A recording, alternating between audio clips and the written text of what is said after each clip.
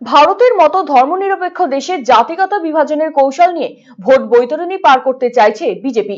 রবিবার ইটাহারে দলীয় কার্যালয়ে সাংবাদিকদের মুখোমুখি হয়ে এই মন্তব্য করলেন সিপিআই নেতা তথা বাম আমলের প্রাক্তন মন্ত্রী শ্রীকুমার মুখার্জি। এদিন ইটাহারে বেশ কিছু দলীয় কর্মসূচিতে অংশ নেন তিনি।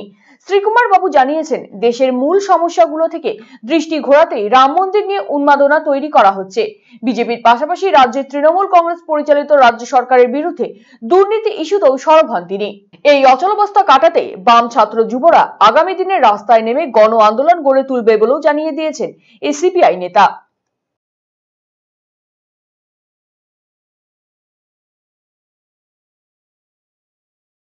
বিভাজিত করে দেওয়া গেল ধর্মের ভিত্তিতে। বিভাজন, বিজেপির উত্থান মানে কি?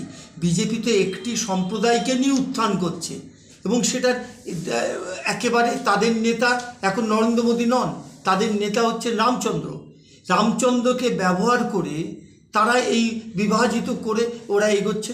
কই যে ছেলেগুলো যারা ওখানে অবস্থান করে, যে ছেলেগুলো দিনের পর দিন ওখানে বসে থাকে, কই তাদের জন্য তো কিছু বলে না। একটা বক্তৃতা করে ছেড়ে দিল। তো আমি তো কাউকে দেখিনি কখনো যে ওখানে গিয়ে বসছে, তাদের পাশে দাঁড়িয়ে বলছে যে আমি আছি তোমাদের সঙ্গে।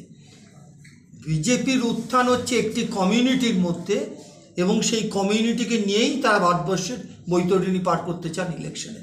এটা ওরা মানুষের দাবিগুলোকে নিয়ে লড়ছেন না, মানুষের একটা ধর্মকে নিয়ে লড়ছেন, যে ধর্ম নাকি তারা আক্রান্ত হয়ে গেছে, ধর্মের লোকরা আক্রান্ত, হিন্দুরা আক্রান্ত। এটাই তো মূল কথা বলে তুলছে।